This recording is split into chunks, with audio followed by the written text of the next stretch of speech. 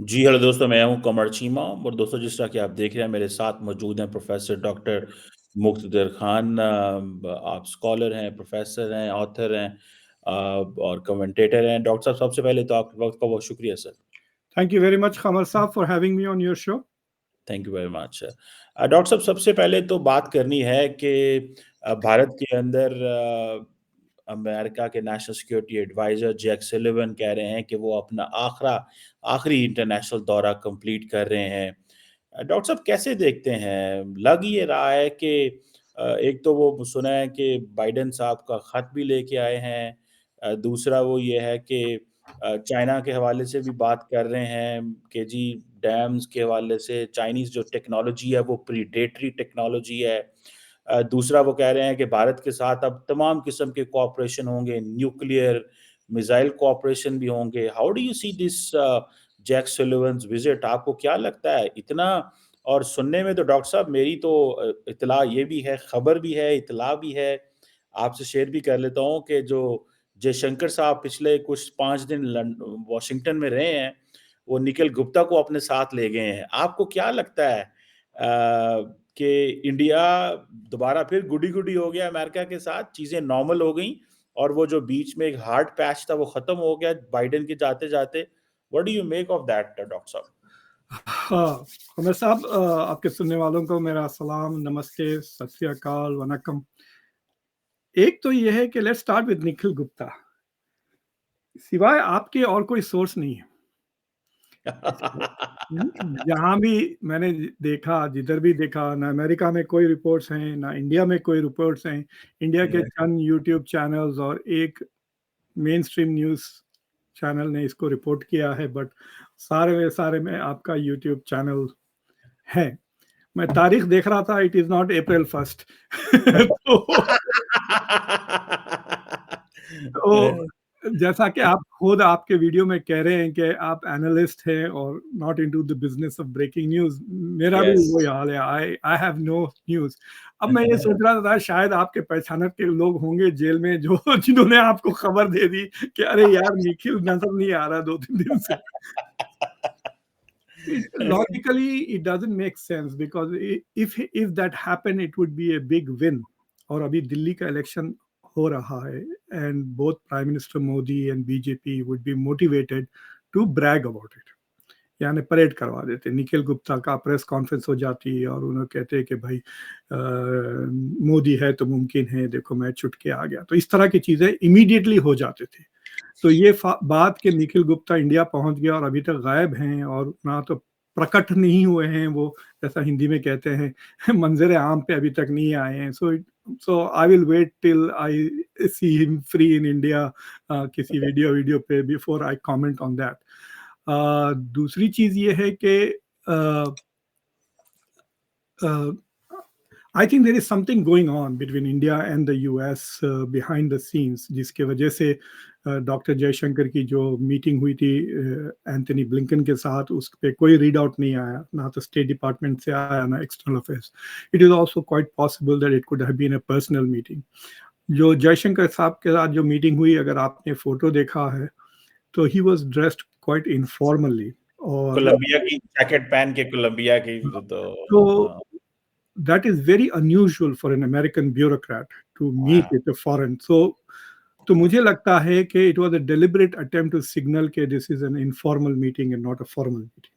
इसका मतलब ये नहीं है कि फॉर्मल मीटिंग में मतलब इनफॉर्मल मीटिंग में फॉर्मल बातें ना हो, वो तो होता है। So there is something going on. मतलब ऑपोजिशन इंडिया में कह रही कि his primary goal was to get an invitation for Narendra Modi.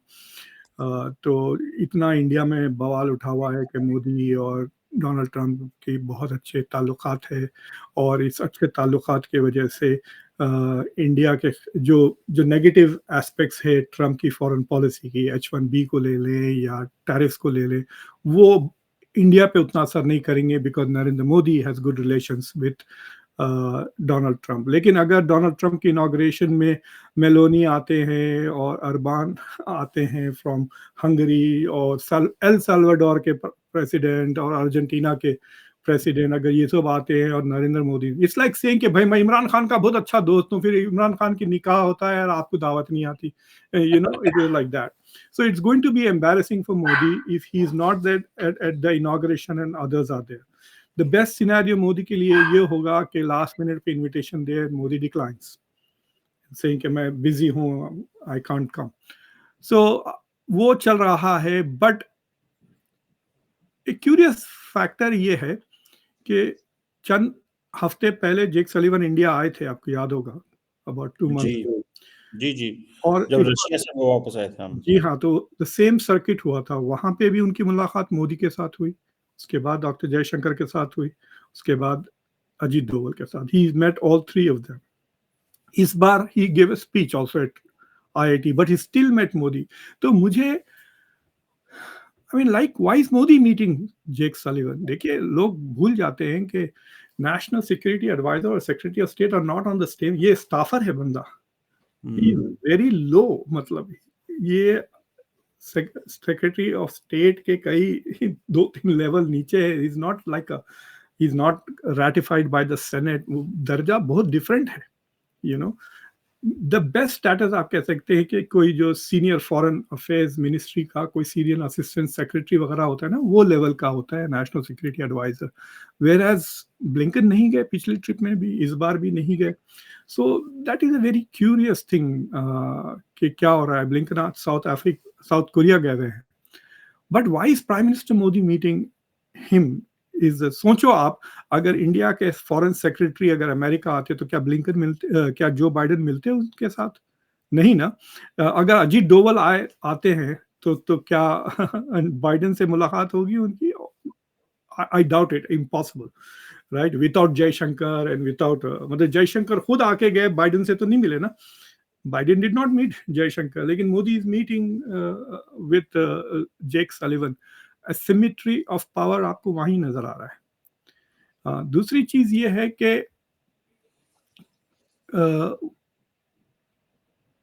एक बड़ा डेवलपमेंट जरूर हुआ है, एंड दैट बड़ा डेवलपमेंट ये है कि जो इंडिया की न्यूक्लियर एंटिटीज थे, रिसर्च सेंटर्स के, ये प्राइवेट सेक्टर के लोग, वो जो नॉन प्रोलिफरेशन वाली लिस्ट पे थे अमेरिका के, उनको निकाल दिया गया उस लिस्ट पर से.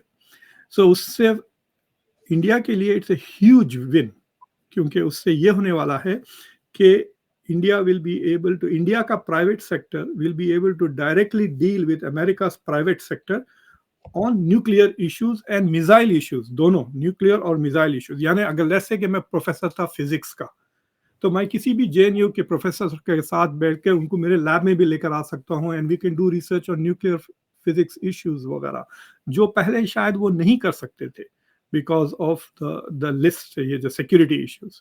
तो इन दैट सेंस ये और भी इंटरेस्टिंग हो जाता है if you put it in parallel with what happened to Pakistan.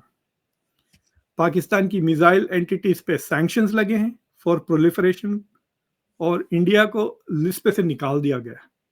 You know, it's like a double steps forward for India in that sense. So I think that biggest development इस trip में वो हुआ है. But उसके अलावा जो discussions थे, मतलब अगर आप स्टेट डिपार्टमेंट और व्हाइट हाउस का वेबसाइट पे जाएंगे तो they are calling it a capstone visit.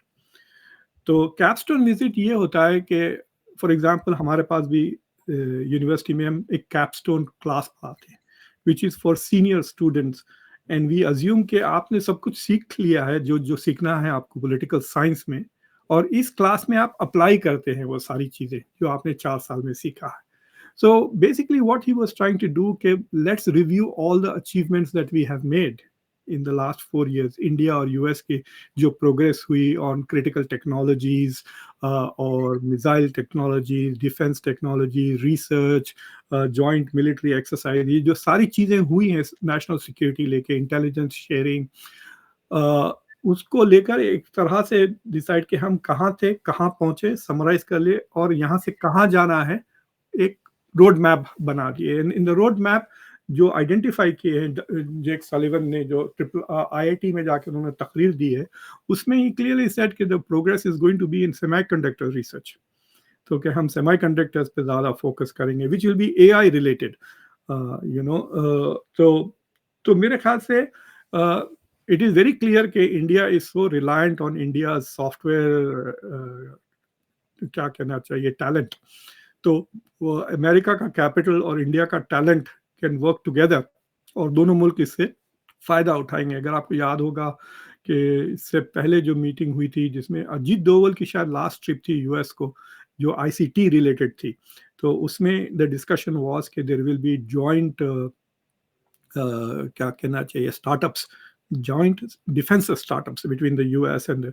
तो उस तरह से मुझे लगता है कि डिफेंस, मिसाइल टेक्नोलॉजी में, आर्टिफिशियल इंटेलिजेंस में, सेमी कंडक्टर्स में, तो there will be more progress on joint. और इट इज़ ऑल्सो पॉसिबल कि थोड़ा बहुत ट्रम्प प्रूफ भी करना चाह रहे हैं, जो वो थोड़े बहुत अचीवमेंट्स हुए हैं, they want to either hide it from Donald Trump, या उसको ऐसा टाई अप कर दे ताकि अगर डोनाल्ड ट्रम्प उसको कंटिन्यू नहीं करना चाहे तो then he should find it a bit more difficult to do. So I think that was the whole point of it. But ये मेरे लिए मिस्ट्री है, लोग समझे या ना समझे, कि why is Jake Sullivan handling India portfolio and not Blinken? India, देखिए दुनिया में तीन जो सबसे महत्वपूर्ण और सब अहमियत वाले मुल्क हैं अब, वो इंडिया, चाइना और यूएस है। So India is number 3, US is number 1। इसमें मतलब कोई दो राय होनी नहीं चाहिए। जिस जिस तेजी से जर्मनी और जापान की इकोनॉमीज कोलैप्स हो रहे हैं, यूरोपियन यूनियन की इकोनॉमी डाउन हो रही है, और जिस तरह से ट्रम्प का एटीट्यूड है towards, you can say Trump's attitude towards India is more positive than towards Europe. Traditional airlines, Japan का तो वो जिक्र ही नहीं करता है, मतलब ऐसे जापान का वजूद ही नहीं है। और बाइडन ने जाते जाते बहुत बड़ा एक थप्पड़ लगा दिया जापान को, जो उसने वो स्टील का जो ब्लॉक कर दिया, विच वाज क्वाइट अननेसेसरली। और मतलब जापान थोड़ा बेगैरत हो गया है, मतलब it used to be a very proud nation. अब जरा वो मतलब इतनी बेइज्जती कर दी है बाइडन ने, and their response was, I was very surprised by how they responded. Court में तो जाएगा जरूर वो company, I mean the particular steel company will sue the Americans, but still it was an insult, there was no doubt about it. और Nippon steel I think, हाँ, Nippon steel वाले तो court को तो जाएंगे, लेकिन इट वाज डेफिनेटली टू से कि मैं नेशनल सिक्योरिटी के तहत आपको रोक रहा हूँ। भाई आपकी मिलिट्री अलाई है बाय ट्रीटी, क्वाड में भी है, स्क्वाड में भी है। आप नेटो बनाने वाले थे टोक्यो बेस, लाइक बुड्ढा सट गया ना, बहुत दो साल से, like he lost his brain. But तो इनफैक्ट अगर आप उसको जरा क्लोजली रिपोर्ट्स पढ़े, state department as well as NSC के बंदों ने पब्लिक में स्टेटमेंट दे दी कि we are not, I don't think this was the right decision of President Biden का। लेकिन वो क्वाड के लिए भी like it's a blow against the Quad ना। आई एम सरप्राइज कि इंडिया में किसी ने पूछा नहीं जेक सलिवन के कि भाई आप आपके क्वाड पार्टनर को इस तरह क्यों ट्रीट कर रहे हैं आप, यू नो। सो माय एक पजल जो मैं, I still wonder is why is Blinken not doing his job and why is Jake Sullivan? देखिए Jake Sullivan is not a diplomat. National security, his job is to handle national security. He's not a diplomat. So why isn't, मतलब why is not Blinken handling? और आप गौर करें, मिसाल के तौर पे we only focus on doctor Jaishankar जब हम इंडिया की फॉरेन मिनिस्ट्री की बात करते हैं, लेकिन इंडिया के सेक्रेटरी ऑफ जो हाईएस्ट रैंकिंग बंदा होता है ब्यूरोक्रेसी में, he had come to the US, अगर आपको याद है, with फॉरेन सेक्रेटरी भी है थे, हाँ, जयशंकर प्रसाद, हाँ, यूएस जो आए थे, अजीत डोवल नहीं थे ना, तो वो आए थे। बट बांग्लादेश को भी एक सेक्रेटरी गए, Afghanistan. So these are India के number 2, number 3 and number 1 in the bureaucracy are doing more work than the number 2, number 3 in the US State Department. कभी सुना है कोई नंबर 2 इंडिया का आया है from the US State department? So to me, it is very surprising. Why is the NSC handling? NSC is from the White House, not from the State Department. So that's a puzzle which I don't understand. Yeah, Blinken बहुत ही ज़्यादा परेशान है, busy है. He's running the country as president of the United States, maybe. तो functionally वो president बन गए हैं because Biden is completely out of it. And but that is the only puzzle. But otherwise, it is देखिए छोटे-मोटे चढ़ाव-उतार तो आते रहेंगे रिश्तों में, but you can say for now that India has become a major ally of the United States, इसमें कोई दो राय की बात नहीं है। तीसरी चीज़, ये एक चीज़ याद रखना चाहिए कि दे आर आल्सो परफॉर्मिंग, हुँ। और इनकी मतलब इंडिया के लिए तो domestic population is also a big audience. America में nobody cares really about this.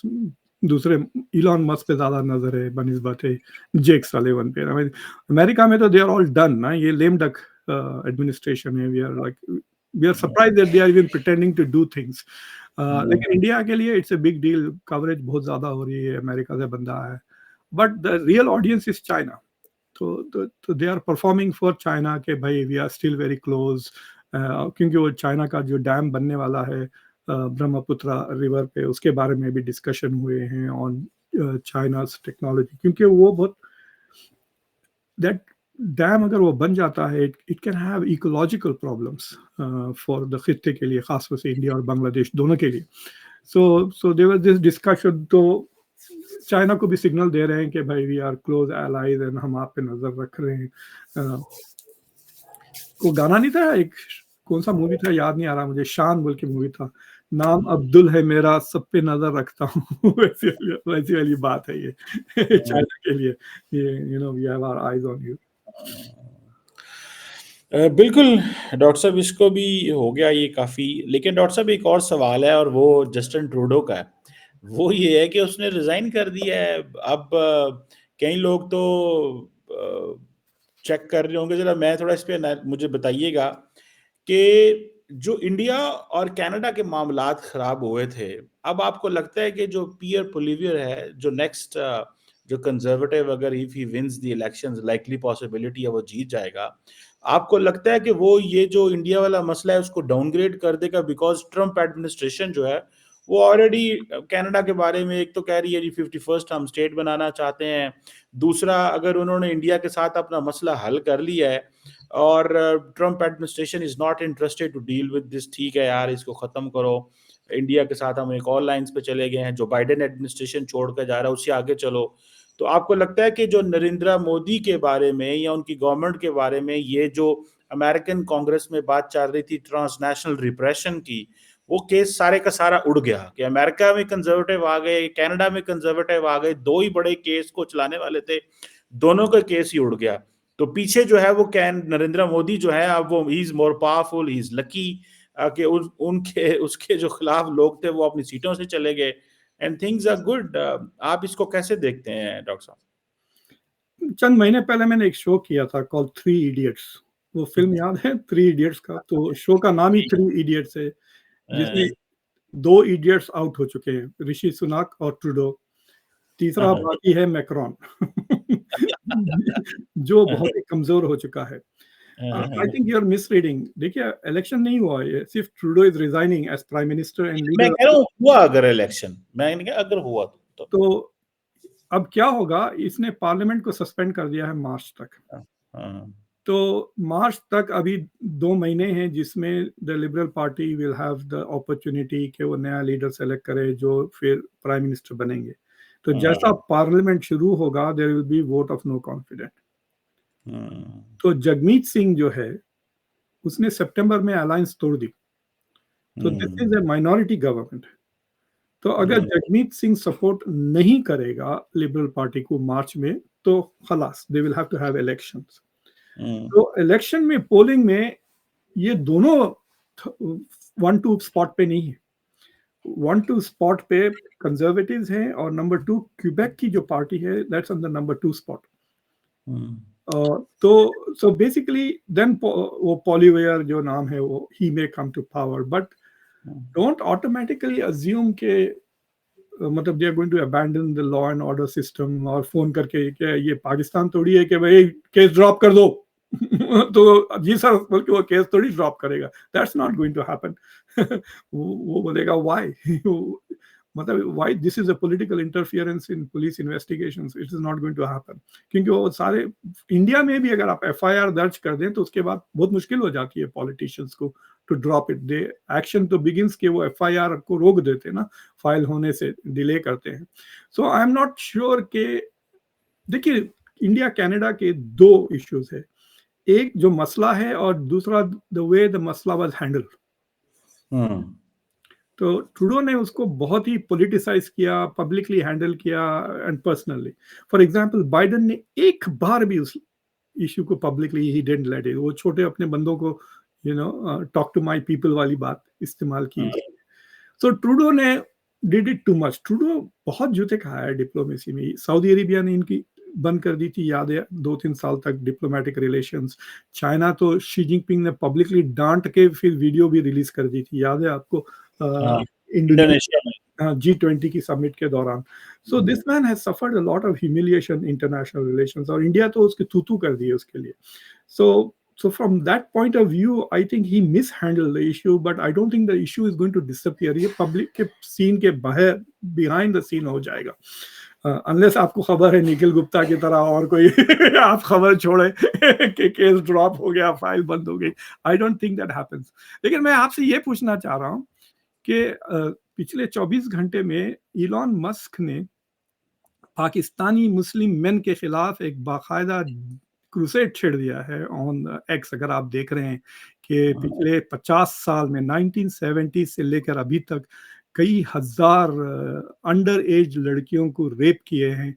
And पहले देखिए, पहले जब ये स्कैंडल शुरू हुई थी they would say Asian man, फिर उसके बाद वो अब he is being very specific, Pakistani Muslim man are responsible for thousands of rapes. तो इससे तो anti Pakistan sentiment, anti Pakistan, anti Islamophobia भी बढ़ने वाला है बरतानिया में। आप लोग कैसा देख रहे हैं इसको इन पाकिस्तान सरकार? और सम ऑफ द वीडियोस जो आ रहे हैं इतने बकवास है, मतलब I think Pakistan has become the worst advertisement for इस्लाम। अगर आप इस्लाम छोड़ दें तो इस्लाम के लिए बहुत अच्छा होगा कि आप लोग सब अपने आप को एक नया मजहब बना दें, बिकॉज बंदे वीडियोस पे कह रहे हैं कि I don't know British law, I only know sharia law and the sharia law. मतलब वो मैं डॉक्टर साहब, मैं इसमें जस्ट एक छोटी सी आपको बात करूं। ये जो आपने बात की है ना, मैं अभी जस्ट जो एलॉन मस्क ने बात की उसको मेहदी हसन जो है जीटीओ वाला, उसने कहा कि मेट ऑफिस की एक रिपोर्ट है, most child sexual abuse gangs made up of the white man. The question, मैं किसी को डिफेंड नहीं कर रहा, ना मैं मुसलमानों को कर रहा हूँ ना पाकिस्तानियों को, मैं किसी को नहीं कर रहा। क्वेश्चन ये है कि डिफरेंट रिपोर्ट्स आती रहती हैं। अभी फॉर एग्जांपल थोड़ी देर पहले ही मैं सुन रहा था कि एमेनुअल मैक्रोन जो है वो कह रहा है कि जनाब जिसके पास दुनिया का सबसे बड़ा सोशल मीडिया हैंडल है वो हमें बता रहा है कि हमने इस जर्मनी के अंदर किसकी पावर होनी चाहिए। केयर स्टार्मर भी यही कह रहा है कि भाई तुम्हें बड़ा शौक है पॉपुलर होने का। सो क्वेश्चन ये है कि वो जो आदत पड़ गई है ना एमेनुअल मैक्रोन को, उसको एलोन मस्क को पोक करने की, वो छोटी सी खबर आई। और दूसरा ये को आज की बात नहीं, वो तो कह रहा है इलेक्शंस करवाओ इंग्लैंड के अंदर, पाकिस्तानियों को तो छोड़ो, वो उसकी आप ट्वीट देखे कल परसों की, वो कह रहा है इलेक्शन कराओ। ही इज टारगेटिंग स्टार्मर, इसमें कोई शक की बात नहीं है। तो हमें स्टार्मर वो नाइजेल फराज को भी टारगेट कर रहा है, दोनों को कर रहा है। तो वो उनको भी जर्मनी में वो उनको टारगेट कर रहा है। तो वो तो बेसिकली ही इज अनलीस्ड। मुझे तो उसकी कोई समझ नहीं आ रही। मैं इस पे थोड़ा सा कमेंट कर दूं डॉक्टर साहब। थोड़े अरसा पहले वो एक बंदा है जो पाकिस्तान के बारे में बड़ी ट्वीट्स कर रहा था अमेरिका से, मुझे उसका नाम भूल गया है, जिसको ट्रम्प ने एडवाइजर लगाया है for I think Venezuela and north Korea somewhere. मेरे जेन से उसका रिचर्ड पता नहीं क्या नाम था उसका। तो वो बड़ा तमाशा बना हुआ था।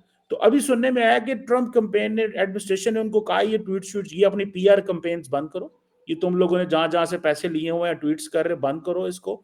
सो मेरा ख्याल है कि ये थोड़ा सा बात ठीक हो जाएगा, स्वाय एलॉन मस्क के जो है वो चलता रहेगा, क्योंकि वो हर एक को पोक कर रहा है, इज टू पावरफुल। इवन कि ट्रम्प को मैसेज बोलना पड़ा कि no, Musk is not the president, I am the president. So मतलब He's become a troublemaker, no doubt. $250 million उसने दिए हैं डोनाल्ड ट्रंप को, और so he's going to have a lot of say in the next 4 years.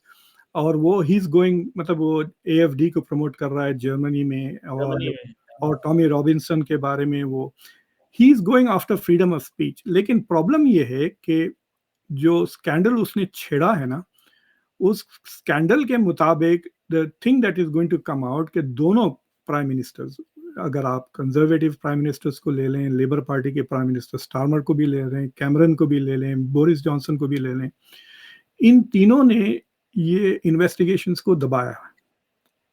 और yes they are saying कि 87% of जो rapist हैं वो वाइट मेन हैं, लेकिन 13% for a population which is very small is also quite high. और जो cases आ रहे हैं ना, सी द प्रॉब्लम है, अगर 1,000 गोरे रेपिस्ट आए तो उसका कुछ नुकसान होने वाला नहीं है, लेकिन अगर 10 भी निकल गए पाकिस्तानी, 15 भी निकल गए, तो इससे ना सिर्फ पाकिस्तानियों के लिए इट इज़ बैड न्यूज़, मुसलमानों के लिए is bad news because that will rotate all the time, but it will also have an because anti immigration sentiment इतनी स्ट्रांग है आजकल वेस्ट में Yeah. कि this will become another reason to stop immigration. देखिए, बर्तानिया का Brexit का जो सबसे बड़ा वजह था वाज ओपन बॉर्डर्स, कि अगर आप तुर्की से बल्गेरिया में घुस जाते हैं तो that's it, you are in England.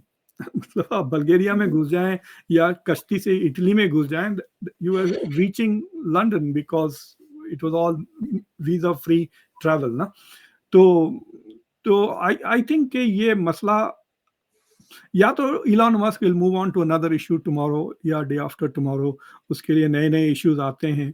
और but I think Starmer will have to do something कि वो सामने आए, और उसमें मतलब there are ways to handle it. भाई आपको पता है ये सारे केसेस दबा दिए थे, ये केसेस जो खोले हैं, it was a Muslim prosecutor, Pakistani Muslim man, उसने जब क्वीन प्रोसिक्यूशन में जब वो प्रोसिक्यूटर बना, उसने दोबारा जाके कोल्ड केसेस को खोला जो दूसरे गोरे बंद कर दिए थे, and he prosecuted them and arrested them and send them to jail.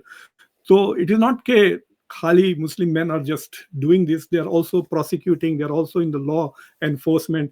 आपको पता है कि चंद साल पहले तक the most important police officer was also Pakistani, British बंदा था, उसका नाम मुझे याद नहीं आ रहा।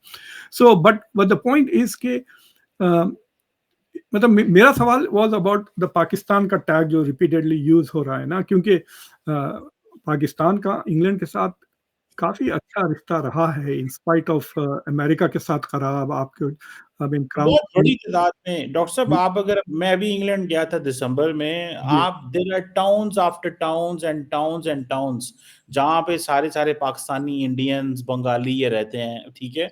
अभी फॉर एग्जांपल मैं उसकी नाइजल फराज की देख रहा था, उसने कहा जी 49% जो है वो ओनली गोरे रह गए हैं मैनचेस्टर में, 43% बर्मिंघम में रह गए हैं, 37% लंदन के अंदर रह गए हैं। तो वो तो चीख रहे हैं कि भाई हमारी तो पॉपुलेशन ही खत्म हो गई और सारे आ गए हैं। So Pakistanis are just one portion of that ना। तो बाकी भी तो हैं, लेकिन वो सारी बात है, हमारा, आपकी बात सही है, मैं तो इस चीज में बड़ा सख्त स्ट्रॉन्ग बिलीवर हूँ कि we are very very weak in advertising. हमारी लीडरशिप बोलती नहीं है, डरते रहते हैं, ट्वीट्स कोई नहीं करता, कोई टीवी पे नहीं आता, कोई इंटरव्यू नहीं देता। मैं तो बहुत चीखता कलपता रहता हूँ कि यार कोई फॉरेन मिनिस्टर जाओ यार, कोई 1 लाख 2 लाख की CNN को एडवर्टीजमेंट दे के कोई एक दो शो ले लो उनसे, दुनिया को अपना मैसेज तो भेजो। क्या यार, $5 लाख दो, BBC को दो, CNN को दो, स्काई न्यूज को दो, कुछ को पैसे दो, काम करवाओ। सारी दुनिया उज्बेकिस्तान, कजाकिस्तान की एडवर्टीजमेंट वो पैसे वो बीच से खा लेंगे।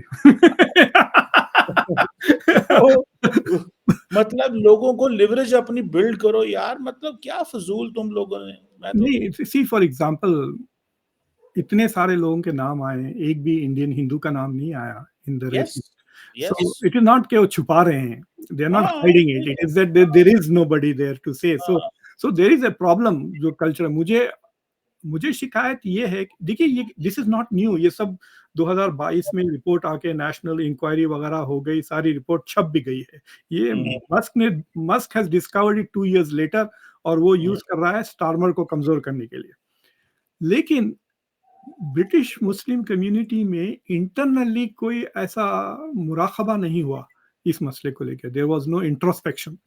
वो मुझे, मैं सुबह से I been in touch with थोड़े ब्रिटिश एरिस्टोक्रेट्स जो लॉर्ड्स वगैरह हैं, और लोगों से कह रहा हूँ कि भाई आओ मेरे शो पर, मुझे एक्सप्लेन करें, अगर कोई देख रहा है British Muslims, if you want to talk about it, ये पाकिस्तान में कोई जानते हैं इस मसले के बारे में details, you want to come and explain to me, I will be happy to host them and talk about this issue. But मेरा सबसे बड़ा सवाल ये है कि ठीक है, मीडिया उछाल रहा है कि मुसलमान हैं और पाकिस्तान है, there lot of coverage, India के ही हज़ारों लोग उसको रीट्वीट, रीपोस्ट इंडिया से ज्यादा हो रहा है बनिस्बत बर्तानिया के। बट मुझे इंडिया से रिक्वेस्ट आई है, मुझे खुद इंडियन मीडिया से रिक्वेस्ट आई, मैंने कहा यार मुझे तो पता ही नहीं है इशू क्या है, तो मैं इस पे क्या बोलूं। नहीं, I am also not very well informed about it, right. तो मतलब क्राइम तो फॉलो नहीं करता ना मैं, तो but the thing is that it is become bigger than a crime. अब तो एक इंटरनेशनल एपिसोड हो गया है। सो आई थिंक दैट इज, देखिए इसको ले लें, खालिस्तान के मसले को ले लें, इन इंग्लैंड, यूके, फिर इलीगल माइग्रेशन जो अमेरिका में आ रहा है, अभी एक जब डिपोर्टेशन शुरू करेंगे, बात तो इंडिया की भी हो रही है, but there will lot of Pakistanis also who will be deported, कई मुस्लिम कंट्री से बंदे घुसे हुए हैं। मुझे एक रिक्वेस्ट आई है from a very high place के भाई हमारा एक बंदा फंस गया है, तो मतलब मैं क्या कर सकता हूँ, I can only help him to be deported अगर वो डिपोर्ट होना चाह रहा है, लेकिन जेल से छुड़ा के पब्लिक में थोड़ी छुड़ा सकते हैं special. So so I think के मेरे ख्याल से कि the era of international migration शायद खत्म होने वाला है। सही कह रहे हैं, पॉसिबिलिटी है, या फिर ये है कि जो स्क्रूटनाइज होने वाला है कि किसको लेना है, इस पे ऊपर बड़ी डिस्कशन हो रही है अब, क्वालिटी ऑफ आप देख लें इंडिया, यहाँ पे अमेरिका में H1B के खिलाफ बात इतना हो रही है, मतलब H1B वाले बंदे यार मोस्टली तेलुगु तमिल बोलने वाले साउथ इंडियंस होते हैं। हमारे पास मेरे घर में मेरा छोटा सा शहर है जिसमें मैं रहता हूँ, न्यूयॉर्क, जिसमें सिर्फ 25,000 लोग होते हैं, और इसमें 3 थिएटर हैं जहाँ तेलुगु पिक्चर्स रिलीज हो जाते हैं ऑन डे 1। तेलुगु, अब अगर आप जाके देखें रीगल सिनेमा 17 अगर देख लें, यहाँ मेरे घर से 1 मील दूर है, तो उसमें हर फ्राइडे को एक हिंदी फिल्म और 2 तेलुगु फिल्म रिलीज होते हैं, जो भी इंडिया में रिलीज हो रहा है एट द सेम टाइम यहाँ पर।